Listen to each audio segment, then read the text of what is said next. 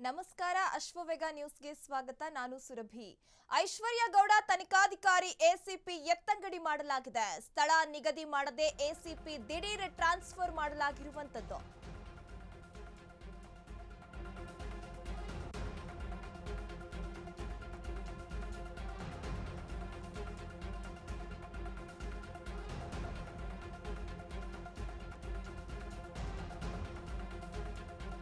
ಐಶ್ವರ್ಯ Gowda ತನಿಖಾಧಿಕಾರಿ ACP ಎತ್ತಂಗಡಿಯಾಗಿದೆ. ಸ್ಥಳ ನಿಗದಿ ಮಾಡದೆ ಎಸಿಪಿಯನ್ನ ದಿಢೀರ್ ಟ್ರಾನ್ಸ್ಫರ್ ಮಾಡಲಾಗಿರುವಂತದ್ದು.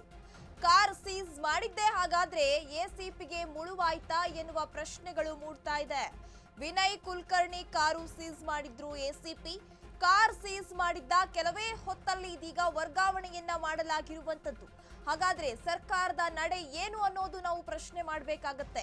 ಐಶ್ವರ್ಯ ಗೌಡ ಹೆಸರು ಡಿಕೆ ಸುರೇಶ್ ಅವರ ತಂಗಿ ಅಂತ ಹೇಳ್ಕೊಂಡು ಸಾಕಷ್ಟು ಜನರಿಗೆ ವಂಚನೆ ಮಾಡಿದ ಪ್ರಕರಣದಲ್ಲಿ ಈಗಾಗಲೇ ಐಶ್ವರ್ಯ ಗೌಡ ಅವರನ್ನ ಅಧಿಕಾರಿಗಳು ತನಿಖೆಗೆ ಒಳಪಡಿಸಿರ್ತಾರೆ. ಈ ಎಲ್ಲಾ ವಿಚಾರಗಳು ಹೊರಬಂದ ಹೊತ್ತಲ್ಲೇ ನಿನ್ನೆ ಅಷ್ಟೇ ಏನು ಅವರ ಒಂದು ಕಾರನ್ನ ಸೀಸ್ ಮಾಡಲಾಗಿರುತ್ತೆ. ಅದು ಕೂಡ ಐಶ್ವರ್ಯ ಗೌಡ ಬಳಿ ಇದ್ದಂತಹ ಎಲ್ಲಾ ಐಷಾರಾಮಿ ಕಾರ್ಗಳು, ಆಡಿ, BMW, ಬೆನ್ಸ್ ಕಾರ್ಗಳನ್ನ ಪೊಲೀಸರು ವಶಕ್ಕೆ ಪಡೆದಿರ್ತಾರೆ. ಈ ಕಾರನ್ನ ವಶಕ್ಕೆ ಪಡೆದಿದ್ದೇ ಇದೀಗ ಎಸಿಪಿ ಅವರಿಗೆ ಮುಳುವಾಯ್ತಾ ಎನ್ನುವ ಪ್ರಶ್ನೆಗಳು ಕಾಡ್ತಾ ಇದೆ. ಕಾರ್ ಸೀಸ್ ಮಾಡಿದ್ದ ಕೆಲವೇ ಕ್ಷಣಗಳಲ್ಲಿ ಇವರನ್ನ ವರ್ಗಾವಣೆ ಮಾಡಲಾಗಿರುವಂತದ್ದು. ಹಾಗಾದ್ರೆ ಸ್ಥಳ ಕೂಡ ನಿಗದಿ ಮಾಡದೆ ಎಸಿಪಿ ಅವರನ್ನ ದಿಢೀರ್ ಅಂತ ಟ್ರಾನ್ಸ್ಫರ್ ಮಾಡಿದ್ದು ಎಷ್ಟು ಸರಿ? ಇದ್ರ ಹಿಂದೆ ಯಾವೆಲ್ಲ ಕಾರಣದ ಕೈಗಳು ಇದೆ ಅನ್ನೋದನ್ನ ಕೂಡ ನಾವು ಪ್ರಶ್ನೆ ಮಾಡಬೇಕಾಗುತ್ತೆ. ಐಶ್ವರ್ಯ ಗೌಡ ಅವರ ತನಿಖೆಯನ್ನ ನಡೆಸ್ತಾ ಇದ್ದಂತಹ ಎಸಿಪಿಯನ್ನ ಯಾಕೆ ದಿಢೀರ್ ಇವರು ಎತ್ತಂಗಡಿ ಮಾಡಿದ್ರು?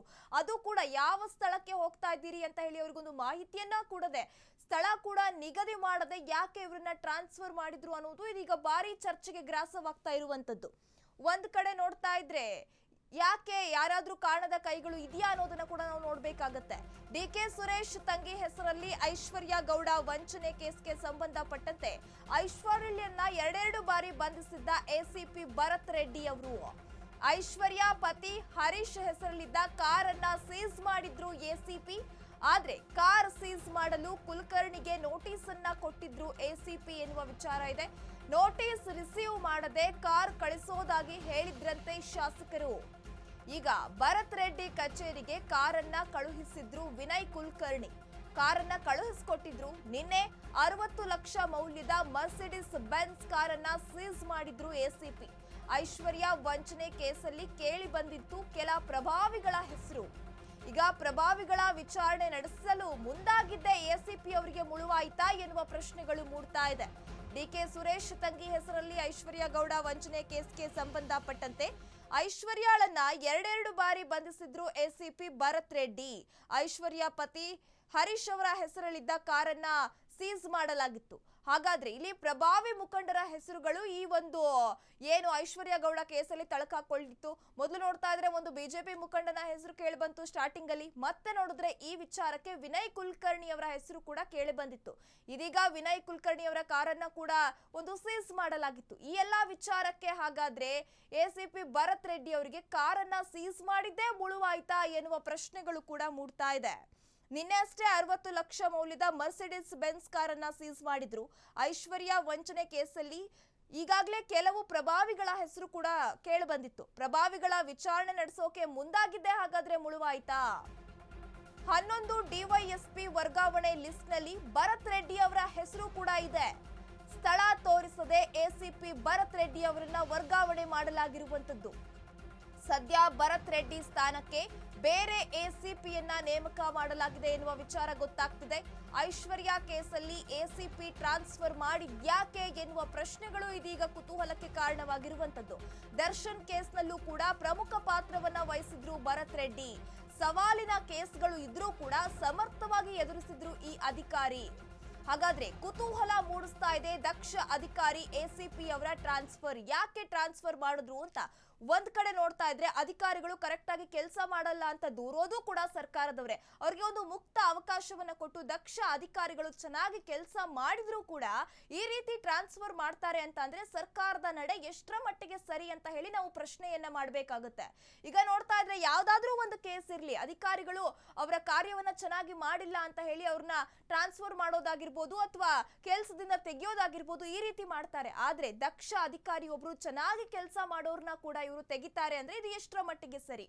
ಎಸ್, ಇದರ ಕುರಿತು ಹೆಚ್ಚಿನ ಅಪ್ಡೇಟ್ಸ್ ಕೊಡಲು ನಮ್ಮ ಪ್ರತಿನಿಧಿ ಅಜಯ್ ದೂರವಾಣಿ ಸಂಪರ್ಕದಲ್ಲಿದ್ದಾರೆ. ಎಸ್ ಅಜಯ್, ಈಗ ನೋಡ್ತಾ ಇದ್ರೆ ಎಸಿಪಿ ಭರತ್ ರೆಡ್ಡಿ ಅವರನ್ನ ಸ್ಥಳ ನಿಗದಿ ಮಾಡಲೇ ಟ್ರಾನ್ಸ್ಫರ್ ಮಾಡಿದ್ದಾರೆ ಎನ್ನುವ ವಿಚಾರ ಗೊತ್ತಾಗ್ತಿದೆ.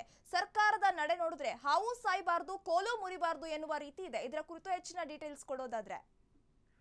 ಖಂಡಿತವಾಗ್ಲೂ ಸುರ್ಬಿ, ಏನಂದ್ರೆ ಈ ಒಂದು ವಿಚಾರವಾಗಿ ಒಂದು ಹೋಮ್ ಮಿನಿಸ್ಟರ್ ಏನಿದ್ದಾರೆ ಅವರು ಒಂದು ರಿಯಾಕ್ಷನ್ ಅನ್ನ ಕೊಡ್ಲೇಬೇಕಾಗತ್ತೆ, ಮತ್ತೆ ಅವರು ಈ ಬಗ್ಗೆ ಮಾತಾಡ್ಲೇಬೇಕಾಗತ್ತೆ. ಯಾಕಂದ್ರೆ ದಕ್ಷ ಅಧಿಕಾರಿ ಆಗಿದ್ದಂತಹ ಏನು ಇವರು ಭರತ್ ರೆಡ್ಡಿ ಅವ್ರು ಏನಿದ್ದಾರೆ, ಅವರು ಈ ಒಂದು ಕೇಸ್ನ ಏನು ಐಒ ಕೂಡ ಆಗಿರ್ತಾರೆ. ಏನು ಐಶ್ವರ್ಯ ಏನು ಮಾಡಿದಂತಹ ಸಾಕಷ್ಟು ವಿಚಾರಗಳನ್ನ ಹೊರ ತೆಗೆದಿರುವಂತದ್ದು, ಇದರ ಜೊತೆಗೆ 2 ಬಾರಿ ಆಕೆನ ಅರೆಸ್ಟ್ ಕೂಡ ಮಾಡಿರುವಂತದ್ದು.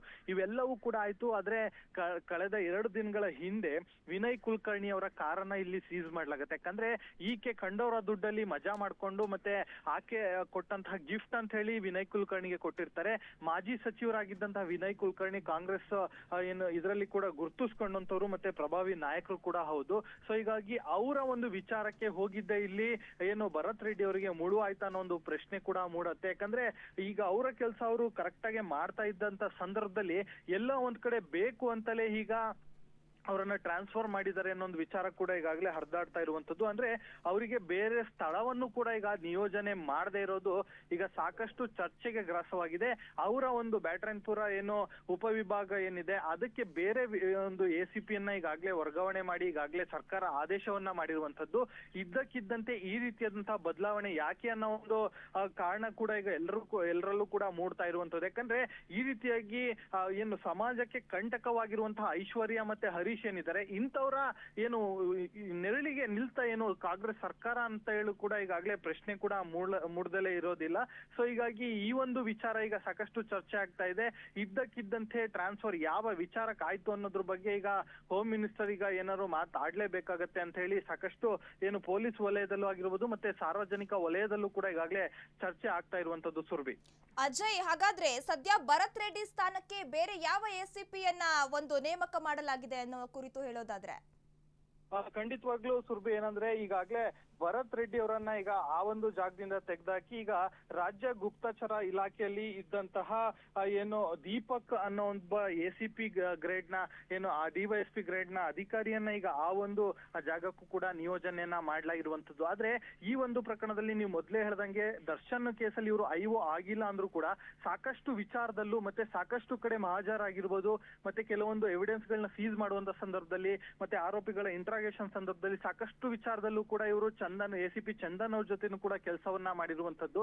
ಸೊ ಹೀಗಾಗಿ ಇವರು ಸಾಕಷ್ಟು ಒಂದ್ ರೀತಿ ಒಳ್ಳೆ ಅಧಿಕಾರಿ ಅಂತಾನೂ ಕೂಡ ಹೆಸರನ್ನ ಪಡ್ಕೊಂಡಿರುವಂತವ್ರು. ಆದ್ರೆ ಇದ್ದಕ್ಕಿದ್ದಂತೆ ಎಲ್ಲೋ ಒಂದ್ ಕಡೆ ಕಾಂಗ್ರೆಸ್ನ ನಾಯಕನ ಏನೋ ಬುಡಕ್ಕೆ ಇವರು ಕೈ ಹಾಕುದ್ರು ಅಂತ ಹೇಳಿ ಏನು ಅವರನ್ನೇ ಈಗ ಎತ್ತಂಗಡಿ ಮಾಡುವಂತ ಕೆಲಸವನ್ನ ಈಗ ಸರ್ಕಾರ ಮಾಡಿರುವಂತದ್ದು. ಎಲ್ಲೋ ಒಂದ್ ಕಡೆ ಫಿಲ್ಮ್ ಅಲ್ಲೂ ಕೂಡ ನಾವು ನೋಡ್ತಾ ಇರ್ತೀವಿ.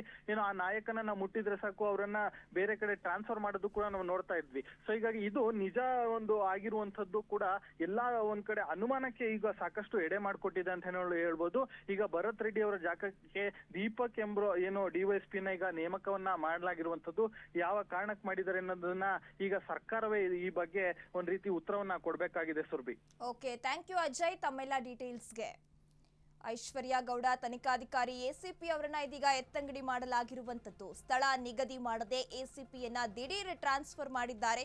ಹಾಗಾದ್ರೆ ಕಾರ್ ಸೀಸ್ ಮಾಡಿದ್ದೆ ಎಸಿಪಿಗೆ ಮುಳುವಾಯ್ತಾ? ಕಾರ್ ಸೀಸ್ ಮಾಡಿದ್ದ ಕೆಲವೇ ಹೊತ್ತಲ್ಲಿ ವರ್ಗಾವಣೆ ಮಾಡಲಾಗಿದೆ ಎನ್ನುವ ವಿಚಾರಗಳು ಗೊತ್ತಾಗ್ತಾ ಇದೆ. ಸದ್ಯ ಭರತ್ ರೆಡ್ಡಿ ಸ್ಥಾನಕ್ಕೆ ಬೇರೆ ಎಸಿಪಿಯನ್ನ ಕೂಡ ನೇಮಕ ಮಾಡಲಾಗಿರುವಂತದ್ದು. ಹಾಗಾದ್ರೆ ಐಶ್ವರ್ಯ ಕೇಸಲ್ಲಿ ಎಸಿಪಿಯನ್ನ ಟ್ರಾನ್ಸ್ಫರ್ ಮಾಡಿದ್ಯಾಕೆ? ಸರ್ಕಾರದ ನಡೆ ಇದೀಗ ಭಾರಿ ಚರ್ಚೆಗೆ ಗ್ರಾಸವಾಗ್ತಾ ಇದೆ. ಸವಾಲಿನ ಕೇಸನ್ನ ಸಮರ್ಥವಾಗಿ ಎದುರಿಸಿದ್ದ ಅಧಿಕಾರಿಯನ್ನ ಟ್ರಾನ್ಸ್ಫರ್ ಮಾಡಿರೋದು ತೀರಾ ಇದೀಗ ಪ್ರಶ್ನೆಯಾಗಿ ಮೂಡ್ತಾ ಇದೆ.